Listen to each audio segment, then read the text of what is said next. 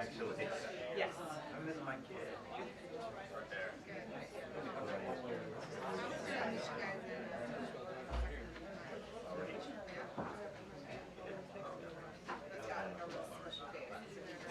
I need my coat again. I thought about you today. I was like, Right, it's one of those days where I was usually I wore it on Friday. I know, I keep looking at the weather.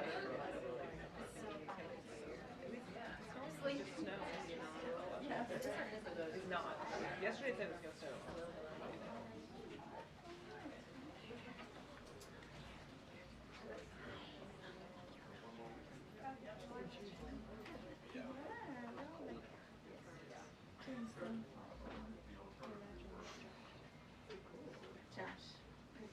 oh, thank you. I got your memo. And I was like, might as well. You're sitting in the car.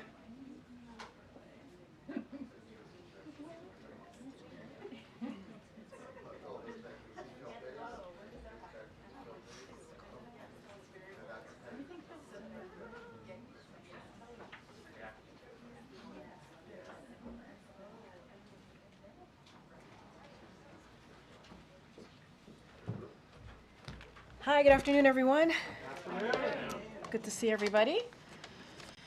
Today, the Biden-Harris administration is approving student loan relief for more than 150,000 borrowers, bringing the total number of Americans who have had their student debt approved to be canceled by the administration to over 5 million people. These 150 borrowers include almost 85,000 borrowers who attended schools that cheated and defrauded their students, 61,000 borrowers with total and permanent disabilities, and 6,100 public servant workers. This announcement builds on the historic actions our administration has taken to reduce the burden of student debt, hold bad actors accountable, and fight on behalf of students across the country. Today's milestone isn't just a number, it's life-changing debt relief for 5 million people and their families who now have more breathing room to buy homes, start small businesses, save for retirement, and much more. Now turning to the latest in California wildfires, President Biden and Vice President Harris convened their team over the weekend to receive the latest updates on the firefighting and how federal resources are supporting the state and local efforts. Local, state, and federal firefighters continue their fire suppression and containment efforts across Los Angeles. They are making progress, but to be clear, the situation remains extremely active, especially as winds pick up again. These firefighters and other emergency personnel are heroes. Many have lost their own homes and belongings and are working day and night to protect communities that remain at risk. At the President's direction, hundreds of federal personnel, including aerial and ground support, are in California to assist with firefighting efforts and to help communities. Hundreds of firefighters from neighboring states, including Arizona, Oregon, Washington, Utah, Colorado, Idaho, New Mexico, and Texas, have also traveled to Los Angeles to help. Amidst the devastation, we are also seeing bright pockets of hope and community as neighbors help neighbors by donating food, clothes, coffee, hygiene products, diapers, formula, and much more. Volunteers are working around the clock to organize donations, old and new, and Americans across the country are coming together to help those in need. The best of America shines through, even in the darkest moments. Later this afternoon, the President and the Vice President will be briefed by key federal officials. Our administration remains laser-focused on helping those impacted, and we will continue to use every tool available to support the firefighting efforts. And finally, before I turn it over to our National Security Advisor, Jake Sullivan, I just want to acknowledge April Ryan, who has been covering the White House for 28 years as of today. Thank you for your service and congratulations on this milestone as one of the longest-serving Black White House correspondents. I always appreciate your... Okay, yes, ma'am. Correct. Correction made at the podium. The longest-serving Black White House correspondents. Congratulations. We always appreciate your tough questions, our back and forths, and your persistence in this room. And so congratulations. And with that, I have our National Security Advisor, Jake Sullivan, to speak more about the foreign policy speech today and any of your questions. Thank you very much, and good afternoon. April, congratulations on being the longest-serving Black White House correspondent. I also appreciate your tough questions, but I especially appreciate your easy questions. So if you have any of those today, I'd be happy to take them. As Karine just noted, later today, President Biden will deliver an address at the State Department on the United States' position in the world as he hands it off to the incoming administration. The State Department, as many of you know, is where President Biden delivered his first foreign policy address in February of 2021. And it was a very different world then. We were still in the midst of a devastating health and economic crisis, with our alliances fraying and fragile, and our competitors and adversaries on the march growing stronger. And the President spoke at that time about the urgency of meeting the challenges of this world in a period of profound transition and change. The post-Cold War era had ended. The United States was in a contest for what comes next, economically, technologically, and with respect to our values and vision for the world. A time of change and transition like that has brought geopolitical turbulence, technological disruption, the pressures of an energy transition, and more. We've had a lot thrown at us. But as we pass the baton to our successor, the President will report with confidence that America is winning that contest for the future. If you look around the world today and you ask the question, which country is the most dynamic and innovative, the most attractive to partners and friends, the most capable of marshaling solutions to the big challenges we face, who's leading the world in technology, who's had the strongest economic recovery, the answer to all of these questions is clear, indisputable, and the same. It's the United States of America. So in his address this afternoon, you'll hear the President lay this out. And basically, it boils down to a series of simple questions. Are our alliances stronger? Yes. Are our adversaries weaker and under greater pressure, even as they align more closely? Yes. Did we improve our strategic position in the long-term competition with China? And did we do so while stabilizing the relationship so that we're not tipping over into conflict? Yes. Did we begin to reverse a long-term trend and revitalize our defense industrial base and diversify our supply chains for critical goods? Yes. Did we strengthen the engines of American economic and technological power? Yes. And did we do all of that while keeping America out of war? Yes. The President fundamentally delivered on his promise to invest in America, including in our manufacturing base to produce the world's most advanced semiconductors and other strategic technologies. In fact, our cutting-edge technologies, AI, biotech, quantum, and others, are the envy of the world. When the President took office, many of you were writing that China's economy was on track to surpass America's economy by the end of the decade or shortly thereafter. Now, on current course and speed, they're unlikely to ever surpass us. America's alliances, meanwhile, have actually never been stronger in Europe and in Asia. NATO is bigger, more unified, and our allies are stepping up to pay their fair share. Our Asian alliances are more robust and now more tightly linked than at any point in history. Russia tried to conquer Ukraine, to wipe it off the map. But thanks to Ukrainian bravery and our support, Russian forces are bogged down in Ukraine at enormous cost with over 700,000 casualties in the war. And Ukraine stands free, Kyiv stands free, and Ukraine will emerge from this war a strong, sovereign, independent nation rooted in the West. This has been made possible by the unity of the alliance that President Biden built and rallied, and a massive effort led by the United States on a scale not seen since the Second World War to equip a partner with the military capability it needed to defend itself against a brutal invasion by a much bigger neighbor. Even as we competed fiercely with China, the president actually opened and deepened diplomatic channels with Beijing, including new military-to-military channels that help us manage this competition and prevent it from veering into confrontation or conflict. In the Middle East, we've stood in defense of our friends and we've stood up to our enemies. We built and acted alongside an unprecedented coalition to directly defend Israel in the face of Iranian aggression. Iran is now at the weakest point since 1979. There is a ceasefire in Lebanon and the possibility of a new political future with a new president. Russia and Iran's lackey in Syria, Assad, is gone. And we are now at a pivotal point in the negotiations for a hostage deal and ceasefire in Gaza. The president spoke with Prime Minister Netanyahu yesterday and just got off the phone with the Emir of Qatar. He'll be speaking soon also with President Sisi of Egypt. We are close to a deal, and it can get done this week. I'm not making a promise or a prediction, but it is there for the taking, and we are going to work to make it happen. Now, there are serious and ongoing challenges in the world. The Houthis continue to represent a clear and present danger.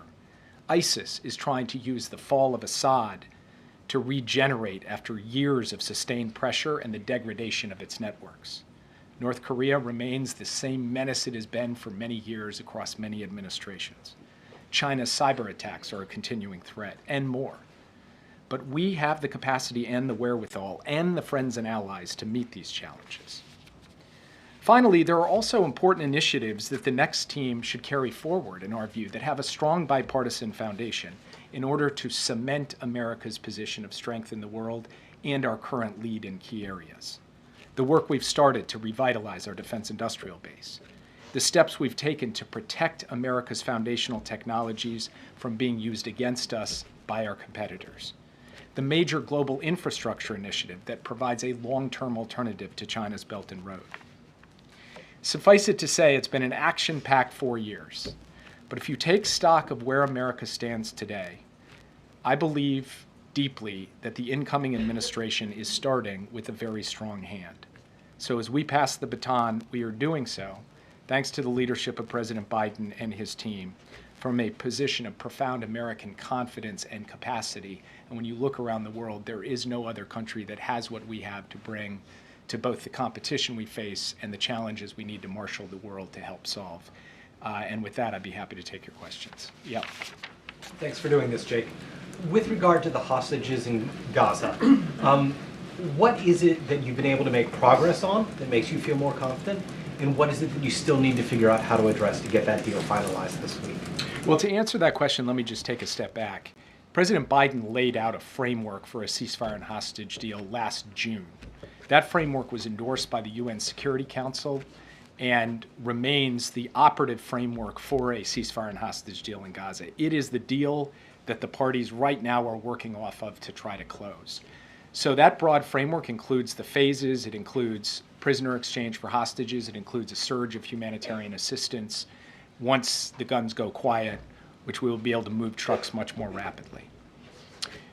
Since June, we've had multiple efforts to close the deal. We've come close and haven't been able to get across the line. There have been some details, particularly around the formulas with respect to prisoner releases, formulas around the exact disposition of Israeli forces, and other things along those lines. Those details we have been hammering away at week after week, month after month. And now, in the last period, just over the course of the last several weeks, we have accelerated that effort to try to bring this to a close. I was in Israel in December, and then I was in Qatar and Egypt, and I met with the leaders of all three countries, basically to try to help put this on a track to get it across the line. President Biden sent Brett McGurk out to Qatar more than a week ago. He has been camped out in Doha, day in, day out, 24 hours a day, working to tighten up these details and try to get this done.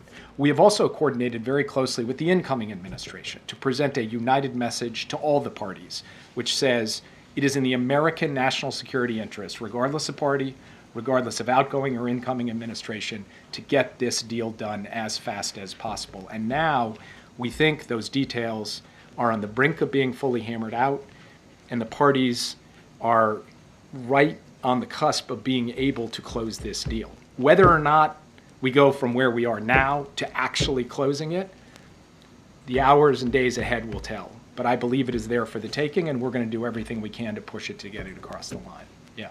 Thanks, Jake.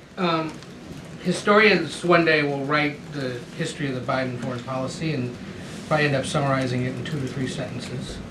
How would you write those 2 to 3 sentences? I would say that we made our alliances stronger, we made our enemies weaker, we made America's sources of strength stronger, and we did all of that while keeping America out of war. And I didn't Yes. hear you mention Afghanistan in your opening at all. How is that going to be addressed in the speech? How would he explain or defend it at this He point? will address Afghanistan in the speech, and it was in a sense referenced because I said we kept America out of war. In fact, President Biden ended America's longest war after 20 years. It had been passed from president to president, sending American men and women to fight and die in a foreign land year after year after year. President Biden was not going to hand that off, and he believes that history will judge his decision to end that war as being the right decision for the United States, that America is better off today, that we are not entering now our 25th year of war, of Americans fighting and dying, of billions and billions of dollars spent in Afghanistan. And what we have been able to do instead is refocus that effort and energy and attention on the challenges of the future. Now, when you end a war after 20 years, with all of the decisions that have piled up over that time, there are going to be challenges and difficulties, and there were challenges and difficulties in the period of the drawdown. But people predicted once we left Afghanistan, it would harm our alliances. Our alliances are at historic highs. They predicted that we would have a safe haven in Afghanistan for plotting terrorist attacks against the American homeland. Terrorism remains a very real concern, but President Biden pointed out before he pulled out that it's a more diffuse and metastasized threat, including the kind of homegrown violent extremism that we saw on display in New Orleans in January. In fact, over the course of these 4 years, we have seen President Biden, that was the first terrorist attack that has happened on American soil. It was not connected to Afghanistan as far as we know. It was connected to inspiration from ISIS. And so President Biden believes that the decision he took has left America in a profoundly stronger position, and he will explain in his speech today why he thinks that's the case. Yeah. Can you talk at all about this unified U.S. approach between your administration and the incoming? And 40 plus years ago when President Reagan took over, there was this perception that there had been an intention to deny President Carter the announcement of the U.S. hostages. These are different times, different circumstances, but were there lessons from that or a different approach to try to avoid that kind of a repeat? What is the unity? So I don't think that that was primarily the thing on President Biden's mind when he directed us to start working intensively with the incoming administration. What was on his mind is we're in this period of change and transition, and we can't have anything miss between the cup and the lip in the handoff between our administration and the incoming administration. So he told us, he told me, sit down with your successor as soon as you possibly can and start working through and mapping out what they need to know and how we can work together in this period of transition to put ourselves in the best position possible. And in fact, we've seen in the context of the Middle East that we have coordinated on common messaging around the ceasefire in Lebanon. And we are coordinated, very closely coordinated, including with Steve Witkoff and Brett McGurk, around trying to bring this hostage deal to a close. And it's because there is a spirit being brought to this work which says these are not partisan issues. These are American national security issues. And it's the kind of spirit that President Biden has brought to this job from the very beginning, that set the politics aside, do what's right for the country, and have our team work with the incoming team in that regard. And I have to say, our coordination thus far, the engagement we've had, it's been professional, it's been deep and substantive. And yes, we disagree on a lot of things. And I'm sure that in the months ahead, I'll have my share of criticisms, just as Mike Waltz has had his share of criticisms of me. And this is not about us seeing everything exactly the same way or coming at things from the same perspective. But it is about a shared view that a time of transition is a time of risk, and that it is critical that we close ranks as Americans to say, no one can take advantage of us, but we will try to take advantage of every opportunity available to us in this critical period.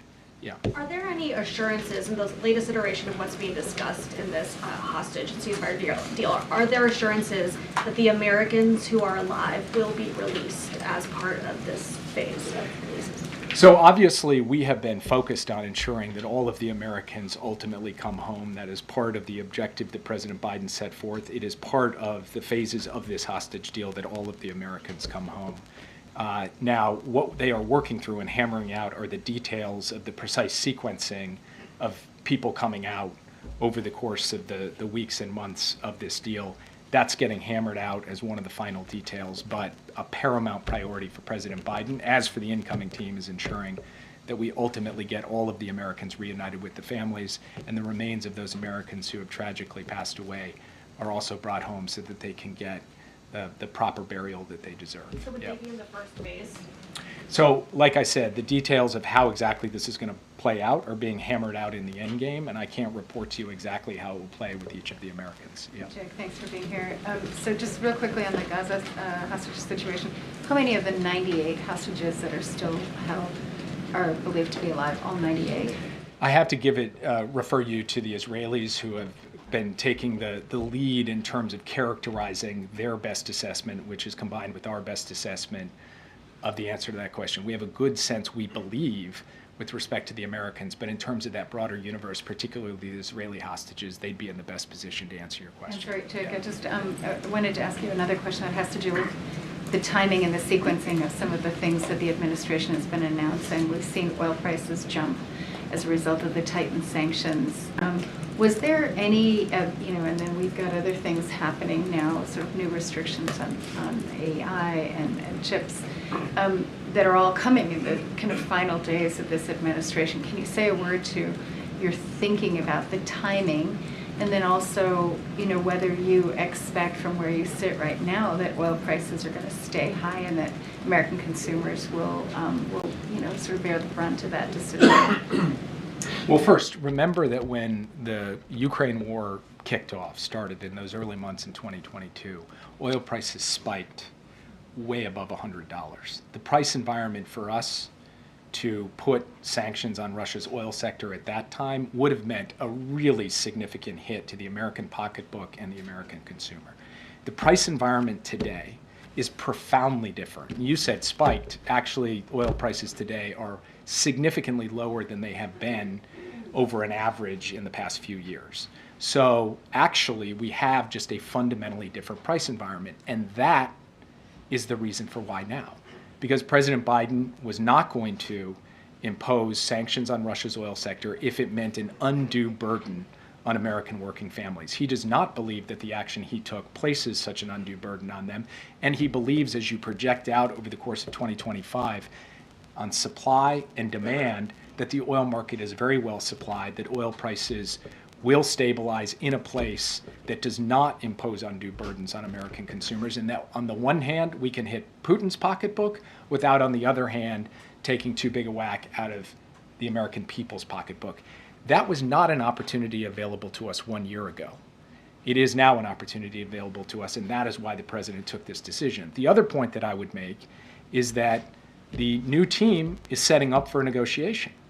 And in a negotiation, you need leverage. And part of that leverage has to come from the kind of economic pressure that makes Putin see he's going to continue to pay a significant price economically. And so this is also in service of an effective diplomatic outcome that will produce a just and sustainable peace for Ukraine. With respect, did you coordinate that with the incoming team? I'm not going to say we coordinated it, but we informed them of what we intended to do because we were trying to maintain transparency through the transition and share with them the actions that we are taking in advance so that they aren't surprised by any of them. That also goes for the AI diffusion rule. Again, not coordinated, and I don't want to suggest that, but we're transparent with them about the steps in that regard. We have been working on that issue for going on a year now. It is a complicated question because we're trying to strike the right balance between ensuring that the frontier of AI stays in the United States of America and our close allies, while also ensuring that the rest of the world can benefit from AI and get the hardware that they need to power AI applications going forward. So that balance required a huge amount of work and back and forth and many principals meetings, conversations with the president. It ultimately came together towards the end, but we've been telegraphing for some time that this rule was coming. And the key for us was making sure that we had it in place. But we also set up a 120-day comment period so that we're not putting the next administration in a position where they immediately have to start moving out. They can take comments and they can make judgments at that point about what the best way forward is. We think this is, in a bipartisan spirit, the way to best preserve and protect America's lead when it comes to artificial intelligence. Yeah. Thanks. Jake, I have 2 questions. First, can I go back to something Josh asked at the outset, which is why you all believe that this ceasefire deal is sort of near its ending point, near the finish line.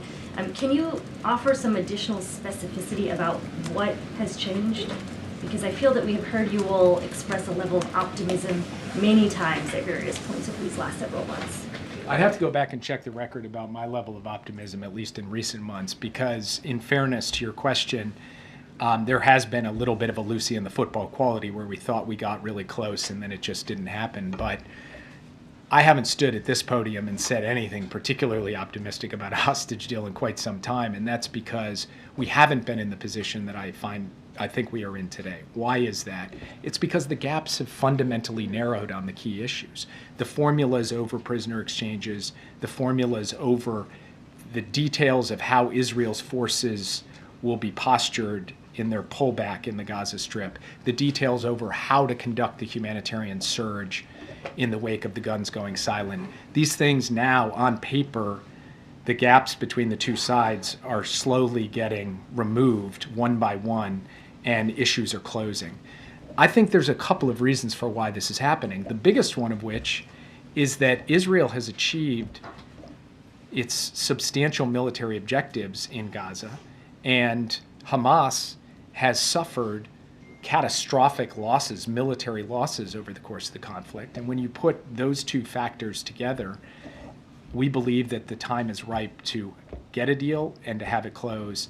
And our hope is that it will happen here in the near term. Now, I cannot predict you it will. I cannot promise you it will. And, if in 5 days it hasn't happened, I will be the person who is probably least shocked by that. But I think there's a good chance we can close this, and I think because of that good chance, we have to use every ounce of our diplomatic effort to try to get it across the finish line, because that will be good for everyone, and it's also profoundly in the national interest of this country. Yeah. Thanks, Jake. How do you view Donald Trump's re-election in the context of President Biden's foreign policy legacy? And how, in your view, is it not a rejection by voters of the Biden administration's both worldview and its robust engagement with multilateral institutions, which by your own admission has been a cornerstone of President Biden's presidency? Look, I'll leave it to others to judge the reasons for why the election went the way it did. I'm not in a good position to be a political pundit up here, but I do not believe that the evidence bears out that foreign policy or questions of multilateralism were the central driving issue in the outcome of the election. American people are complex beings, human beings. We're all complex beings. So we can think one thing about inflation and another thing about alliances. And a vote doesn't mean that it's a rejection of everything President Biden has done by any stretch of the imagination. So there will be time for us to sort all of that out. President Trump will make his own decisions about how he wants to pursue his foreign policy. The question for us is, are we putting him in the best possible position where the United States is actually standing with confidence and capacity in the world? And I think if you look at the health of our alliances, you look at the fact that we are not bogged down in war, you look at the state of our competitors and adversaries, and then you look at these fundamental underlying sources of strength. I mean, whether it's in manufacturing or it's in technology or the reversal of the slide in our defense industrial base, these are the things we can give to the incoming team. What they do with that is fundamentally up to them, and then the American people will judge whether they like that or don't like that. We are just going to do the best we can. And then I think when history judges the baton as we pass it off, the hand as we pass it off, I think it will judge that we are leaving things to Trump in terms of America's core strengths better than we found them. Yeah. Jake, as you wrap up your time as National Security Advisor, what do you consider to be the greatest geopolitical threat facing the United States right now?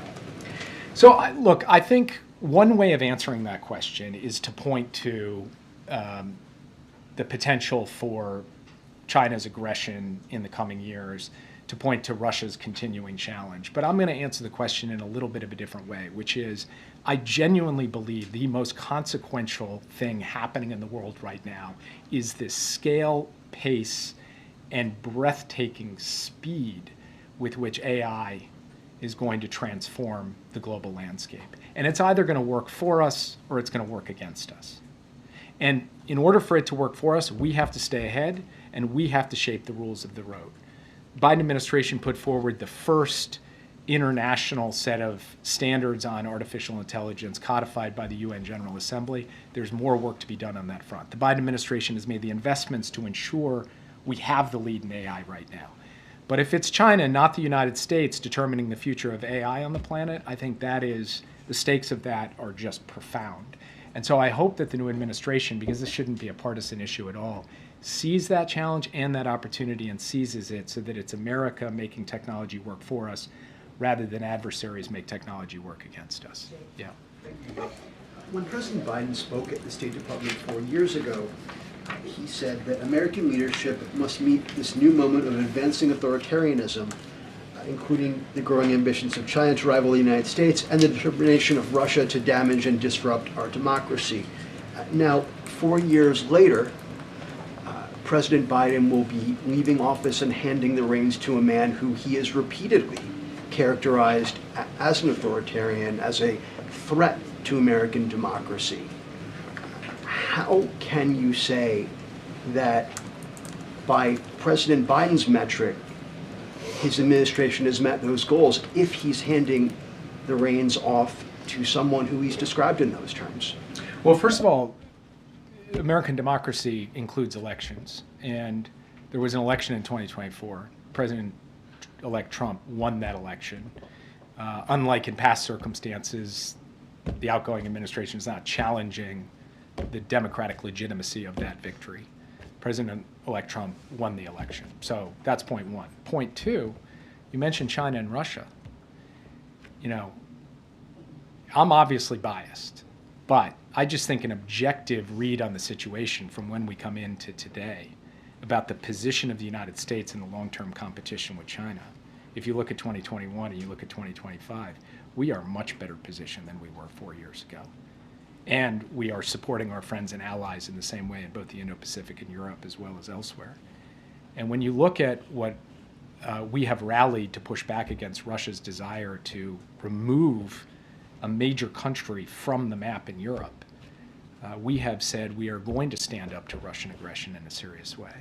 Now, what comes in the period ahead with respect to America's democratic institutions, the choices of the incoming team, we will have to see. I can't judge that in advance. All I can say again is what we are giving that team and what there is to be able to work with, and that's what the president will reflect on today. One follow-up. AP reported recently that the incoming team under Representative Walz is asking career civil servants, detailees, who they voted for in the last election. Is that an appropriate question that civil servants should be asked? I have not heard that directly from Mike Waltz or from anyone on the incoming team, so I'm not going to answer what seems to be speculation in the media. What I will tell you is this, and I mean this from the bottom of my heart. The National Security Council staff is made up of career professionals by and large. There's a small number of political appointees who will leave when this administration leaves. But the overwhelming majority of the NSC staff are career professionals from the Defense Department, the intelligence community, the State Department, the Energy Department, the Department of Homeland Security, across the board. These are patriots. They are people dedicated to the national interests of this country, and they have served without fear or favor for both Democratic and Republican administrations. And many of them have raised their hands to say, I'm ready to stay and keep serving. From my perspective, when we inherited the team from the Trump administration, I said, I want those patriots. I want those people working for us, regardless of their political affiliation. the incoming administration will have to make its own decisions. Yeah. Jake, going back to AI and a couple other questions, as you're saying that it's a huge national security issue, is there a concern about how it does not, AI is, on the national security front, is not accurately depicting or scanning people of color, because we are understanding civil rights groups are very upset about that, how it's misidentifying. Is that a concern with national security as well? Yes, it is, of course. It's, if you think about the series of concerns that are raised by the advent of artificial intelligence, they range across economic, military, and social risks. One of those is bias. And there have been a lot of studies to show that bias is a genuine challenge when it comes to artificial intelligence and the ways in which that could undermine social cohesion in the United States and globally has national security and terrorism has national security implications, and is something that we have to contend with. It is part of the president's executive order on artificial intelligence, alongside a number of these other risks. And also two other questions. One on hate. On the national security front, where do you see hate going in the next couple of months, next couple of years, as we're seeing a change in administrations and a change in attitude? I think hate-fueled violent extremism of multiple stripes is something that when we came into office, we saw as a real challenge. And as we leave office, we've built a lot of tools to try to prevent and disrupt this kind of violence. And going forward, it remains an ongoing threat. And it takes many different forms. But I think it's incumbent upon every leader to try to work on a bipartisan basis, on an American basis, to address the root causes of this hate, to try to speak to how we turn our discourse in directions that reduce the oxygen that is given to it. And that's something that when I leave government, I will personally try to contribute to lowering the temperature and to increasing the degree to which people feel that they have a place and do not need to turn to this kind of violence to express themselves. And lastly, sub-Saharan Africa has a large piece of national security connected to it. During the first term of then President Donald Trump, Africa was not on the page. Do you believe that Africa needs to be on the forefront for, when it comes to national security, for the incoming administration? Absolutely, yes. And I will say that in my conversations with my successor, one of the things that he's asked a lot of questions about are the investments in infrastructure, physical, digital, energy infrastructure in Africa, the high standard investments we've tried to stimulate and that have gotten bipartisan support from the Congress. He's asked a lot of questions about how to carry that forward. So my hope is that, in fact, just given the sheer significance and stakes at play with respect to the African continent over the coming years, that is a priority for the incoming administration. I'll take one more. Yeah. Thank you. Our office in Jerusalem is reporting that the hostage deal is imminent, and actually President Trump might go and get the American hostages on his plane. Do you believe that the threat by him of turning the Middle East into an open hell has pushed both Hamas and the Israeli government to deliver this? And second, what's your reaction to the election of Lebanon's new prime minister, who's anti-Hezbollah, but also he's a judge on the ICJ that opened a case against Israel for crimes against humanity and war crimes? So on the second question, President Biden had a good conversation with the new Lebanese president, President Aoun.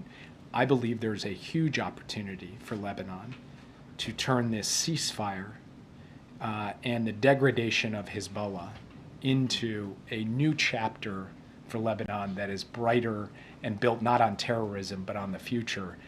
President Aoun has made his selection of a prime minister. Now it's up to the parliament in Lebanon to take that forward.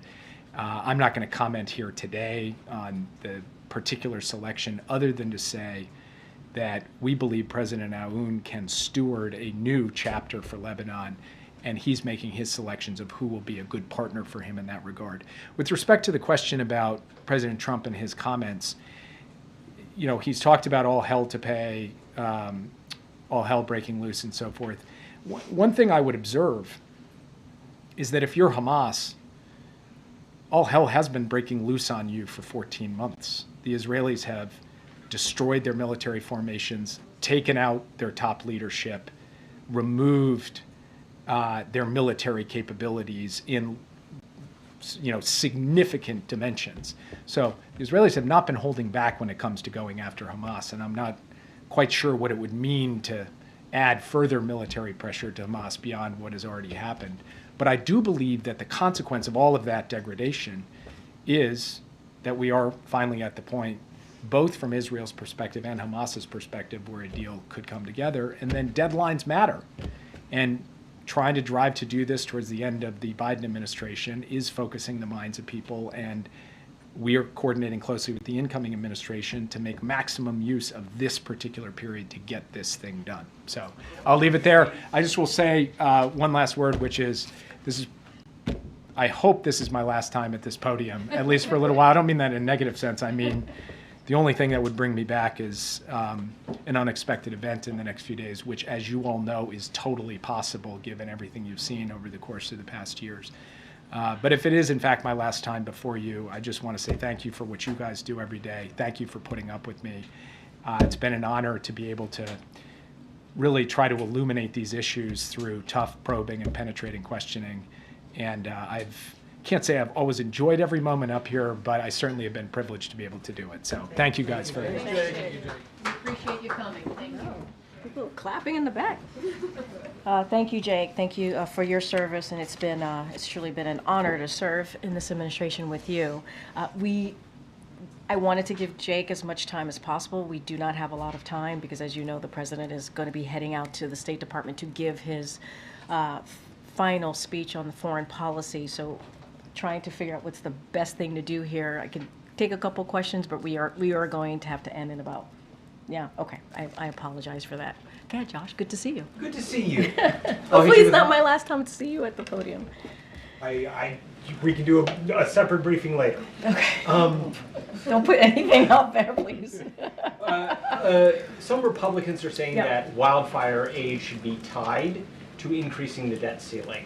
What does the administration make of that, and what are the plans for continuity for people that are wondering about what the next week could hold for them? Yeah, so look, I'm not going to get into these hypotheticals and potentials of policies and what's going to happen moving forward. We are very much focused on what's happening on the ground, helping local and state officials, and certainly we see what the brave firefighters are doing to trying to contain these wildfires, protecting lives and property, and it has been just amazing to watch this certainly unprecedented event. And so what we're going to do on the federal level, as you've heard this president, we've read out calls that he's done, briefings that he's done. You've seen him in person. Take questions from your colleagues about the federal response here. And what we want to do is ensure that we provide every resource available to firefighters, to first responders. And so we will. Our commitment right now is to continue to support the communities on the ground through different disaster assistant programs and federal government that the federal government could certainly provide. And so that's our focus. Not going to get into what it could look like down the road. What we want to do is make sure that we are dealing with this unprecedented, horrific, catastrophic moment that we're seeing Southern California having to deal with. And we are very appreciative of firefighters, first responders, and obviously the community that we're seeing on the ground is certainly heartwarming. Hi. Thank you, Karine. If I don't see you again. In the briefing. Thank you for always. You could have stopped taking the hard questions years ago, and you didn't. So we appreciate that. Over 2 years, my friend. This is let's say one last dance, right? I don't know how I'm going to fill my dance card now. How will I fill that void without you? You tell me.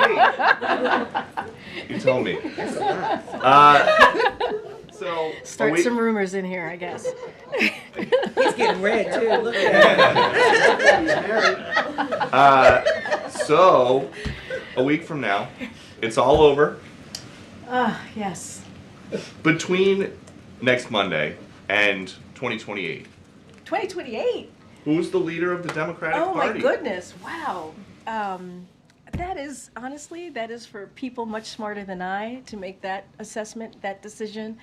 Obviously, voters will decide. That is not something for me to decide. I could say right now, in this moment, in this room, as I'm looking at the clock as it's counting down, because we have to leave shortly, you have the President Joe Biden, who is obviously the president and the leader of the Democratic Party. I do not have I cannot predict the future, so that is not something that I'm going to do from here. So, no leader of the party.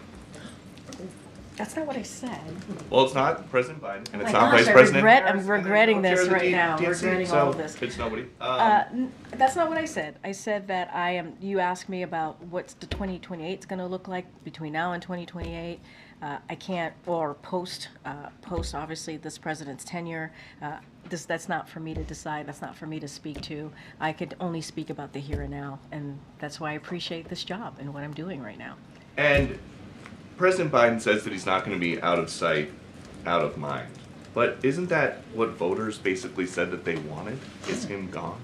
So, look, this is a president that has served more than 50 years, who has given all of himself, if you will, right, as a public servant, whether as a senator, as a local elected official, as vice president, and now as president. I think anybody who has served that long and does it from their heart and soul because they believe this country deserves so much more, they believe that the American people deserve more, and has worked day in and day out, and certainly as president in the last 4 years, I think deserves some respect. I think he deserves some respect. And so I'll leave it there. Go ahead, Claire. One quick one on the fires. Obviously, 24 people so far we know of who've died in the fires. Has the president reached out or been in touch with any of their families directly? So look, our hearts obviously go out to the families who have lost a loved one in these devastating fires, and certainly the victims in the community out there. It is again horrific. And as you know, and you all have been reporting this, local officials obviously confirmed additional deaths over the weekend. And so the president, I don't have any calls to read out, as the president has made to two families. Right now, the president's commitment, and you're going to hear him in a couple of hours when he returns from the State Department, where he does a wildfire briefing with his team. What we're trying to do is use every resource available so that we can help we can help respond and certainly save lives. And I'm going to let certainly Los Angeles County speak to the numbers and how any information that they may have. I don't have anything right now to share on any conversations that the president may have done as it relates to families and victims. But it is devastating, and we're doing everything that we can to offer up resources on the ground, as you know. We've been talking about this. I know. One more. Go ahead. Thank you, Karine. There are reports that the Biden administration this week was set to announce Medicare price negotiations. And Bloomberg is now reporting that Eli Lilly has asked the U.S. government to pause its forward march with drug price negotiations. I was just wondering if you can provide any update to if those rollouts could be coming this week, and kind of give an update to what's going on. I don't have any update to share at this time. Certainly not going to get ahead of any potential announcement that we may have.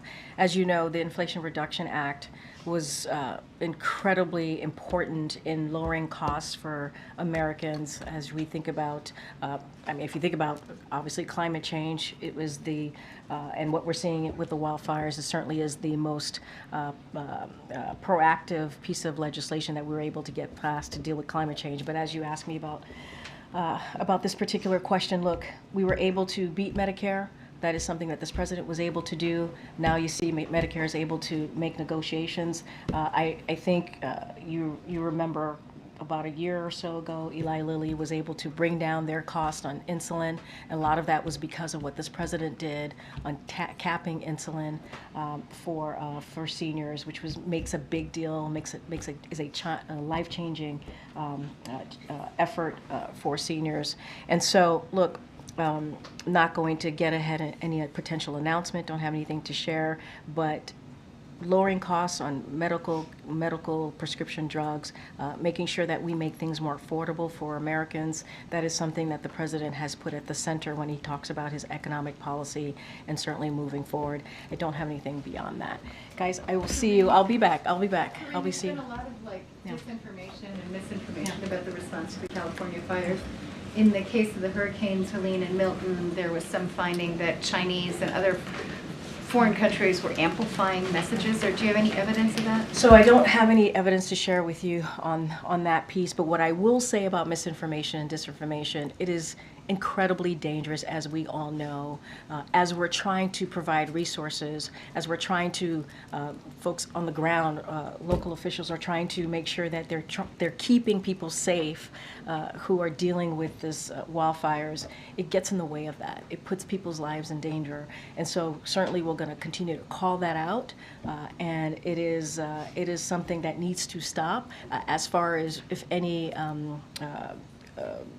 entity, countries that are behind that, I can't speak to that at this time, but certainly we need to continue to call out the misinformation, disinformation. It is dangerous. It puts people's lives at risk, and it needs to stop. All right. Thanks, everybody. Thanks, You've got at least one more this week, right?